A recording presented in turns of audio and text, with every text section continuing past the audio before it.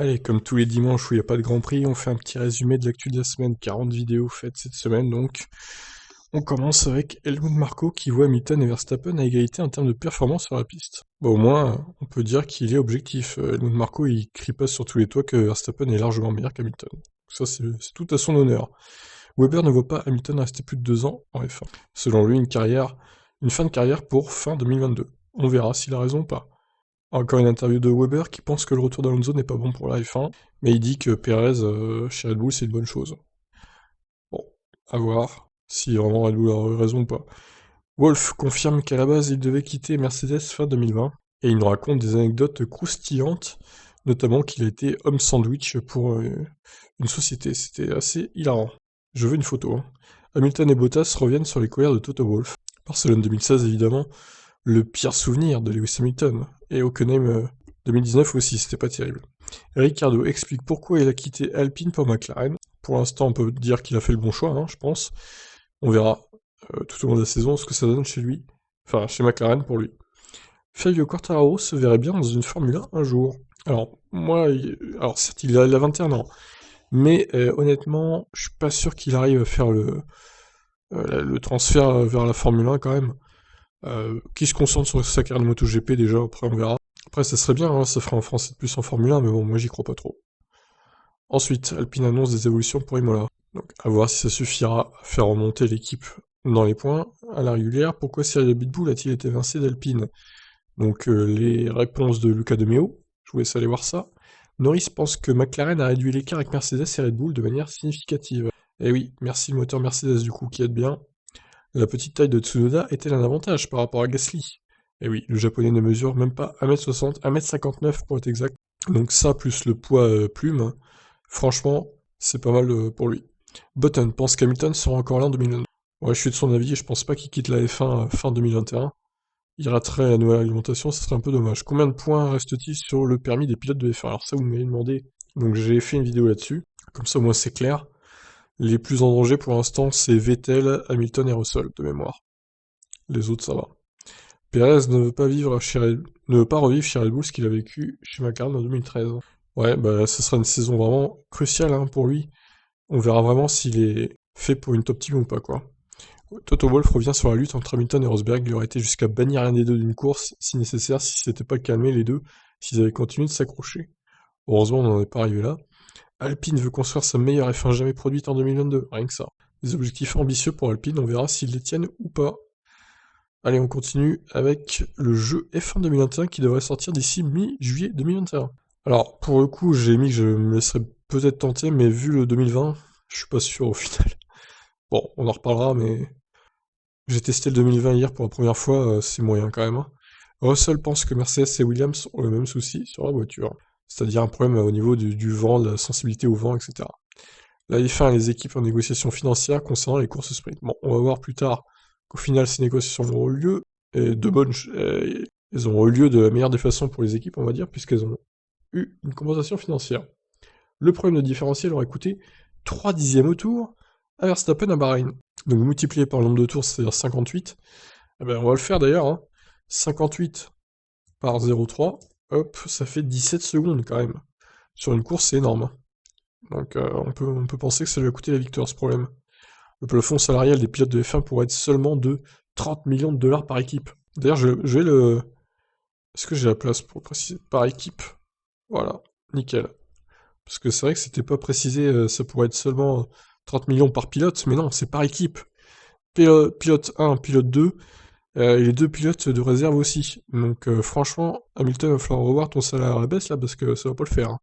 Les courses de qualification auront lieu avant les essais libres 2. Alors ça, j'ai pas compris, honnêtement, parce que comme j'ai dit dans la description, si il y a un crash dans ces courses de qualif entre plusieurs voitures, ils ont quoi? Ils ont 2 heures, à la limite, pour 2 heures, 3 heures pour réparer les voitures pour les essais 2. Si c'est un petit crash, ça va. Si c'est un plus gros crash, ça va être compliqué, quoi. Donc je trouve ça un peu bizarre. J'aurais été la F1, j'aurais programmé ça après les essais 2, ça aurait été beaucoup plus logique. Hülkenberg a trouvé l'Aston Martin bien différente de la Racing Point. Alors il a été confirmé, hein. Pilote de réserve chez Aston Martin et Mercedes, Hülkenberg. Il a fait quelques tours dans le simulateur avec, et il a bien senti les différences. Alors Grosjean a moulé son baquet dans le cadre de son ultime voyage en F1, mais on ne sait pas dans quelle équipe ça sera pour l'instant, mystère. C'est Netflix qui l'annonce. A priori, ça pourrait être Mercedes. Mais bon, on verra. Mick Schumacher se parle à lui-même en course pour rester concentré. Voilà qui est original, bon, pourquoi pas, hein. Chacun ses méthodes, on va dire. Vers l'arrivée des 4 roues motrices en Formule 1 dès 2025. Et oui, déjà une nouvelle réglementation en 2022. Alors une autre réglementation moteur peut-être en 2025, et du coup les 4 roues motrices en plus en 2025. Eh ben ça va faire beaucoup, hein. Incroyable. Alonso est perdu, il ne sait pas où placer l'équipe Alpine dans le peloton. Terrible pour Fernando. Bah, il est pas le seul, hein. Moi j'ai un peu de mal à la placer en peloton cette équipe pour le coup. Pour l'instant je la place à la régulière hors des points, ou alors 10ème quoi, on va dire, 10-11 au mieux. Et selon le circuit, peut-être pire ou peut-être mieux, donc c'est difficile à dire, hein. On y verra plus clair d'ici mois-là, je pense déjà. Alors Miami veut motiver les riverains à accepter le projet d'un Grand Prix de F1. Pourquoi pas, moi je veux bien voir un Grand Prix à Miami, ça peut être sympa je pense. Rosberg surpris lui aussi des erreurs de débutant de Sébastien Vettel. C'est clair que c'est pas digne d'un club champion du monde, en espérant que Vettel il corrige le tir, hein, parce que pour l'instant c'est pas brillant. Alors, une petite actu flashback, avant la saison 2009, les ingénieurs de Brown GP pensaient s'être trompés dans le concept de la voiture. Ah bah non, du coup, hein, ils se sont pas trompés, ils ont éclaté la saison, même si au milieu, fin de saison, Red Bull est revenu, ils avaient pris tellement d'avance au début, au final, que ils ont pas pu être rattrapés, quoi. Mike Elliott prend la place de James Allison chez Mercedes. Le changement sera effectif cet été, et effectivement, James Allison prend du recul apparemment chez Mercedes, on verra si ça influe sur les perfs de l'équipe ou pas, du coup. Alors, Williams Alfa Romeo Haas s'abandonne officiellement en 2021. Alors, le titre est un peu putaclic, on pourrait croire qu'ils se retirent de la saison directement. Non, non, c'est juste qu'ils vont pas faire d'évolution quoi cette saison. Mais ils restent quand même en course, évidemment. Ils vont se concentrer sur 2022. Alors, la news un peu abusée de la semaine, hein. Selon James Walls, Rosberg avait besoin de 1000 tours et Hamilton de seulement 2 tours pour être à son niveau. Je pense que c'est un peu exagéré, et ça donne pas une bonne image de Rosberg pour le coup. Ricardo s'en prend encore à Liberty Media concernant la gestion de l'image de la F1 sur internet. Alors selon lui, les crashs sont trop mis en valeur. Je suis pas forcément d'accord, en même temps, les crashs ça fait aussi partie de la F1. Donc c'est-à-dire faut pas les montrer, enfin c'est quoi l'idée quoi. J'aime beaucoup Ricardo, mais là pour le coup je suis pas d'accord avec lui. Je trouve que c'est très bien géré depuis que Liberty Media est revenu à remplacer Ecclestone on va dire. Charles Leclerc reçoit de la part de Ferrari un cadeau qui devrait lui faire bien plaisir. Et oui, sa Ferrari 2019 du coup, celle avec laquelle il a le plus de succès. Et celle qui était cheatée, je rappelle encore, il faut le dire, hein. Vettel voit Aston Martin revenir dans le top 5 sous peu. Ça m'étonnerait, on verra. Alors, j'ai testé hier donc F1 2020 sur PS4. J'ai fait un live sur Twitch du coup. Mon Twitch d'ailleurs c'est twitch.tv/tibef1 tout simplement. Je vous invite à vous abonner. Donc j'ai testé Vietnam et Zandvoort. J'ai aussi essayé de faire du online. Bon ça la vidéo elle est dispo sur ma chaîne Tip Stories. Les liens sont dans la description pour aller voir. Honnêtement, pour l'instant, F1 2020, j'accroche pas trop.